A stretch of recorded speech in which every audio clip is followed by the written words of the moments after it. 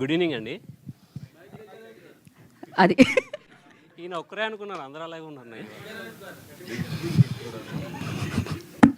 ఒక సినిమాలో షేజీ షిండే గారు డైలాగ్ ఉంటుందండి, పడుకోవడానికి నిద్రపోవడానికి మధ్యలో చిన్న గ్యాప్ ఉందమ్మా, చేసుకోవడానికి నేను నా లైఫ్ సరిపోలేదు అని. ఆ గ్యాప్ని ఫిల్ చేసుకోవడానికి 50 ఏళ్ళ మూర్తి గారి ప్రయాణం అండి ఈ సినిమా. ఆయన పడ్డ కష్టం, ఆయన చేసిన మోటివేటెడ్ జర్నీ అనమాట అది ఈ సినిమా మూర్తి.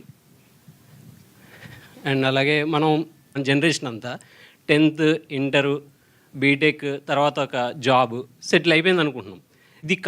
ఇది మాత్రమే కాదు బతకడానికి, ఇంకా చాలా ఉన్నాయి, వాటి కోసం మనం చాలా చాలా చేయొచ్చు అని తపన పడే ఒక అమ్మాయి క్యారెక్టర్లో చాందిని గారు చేశారు.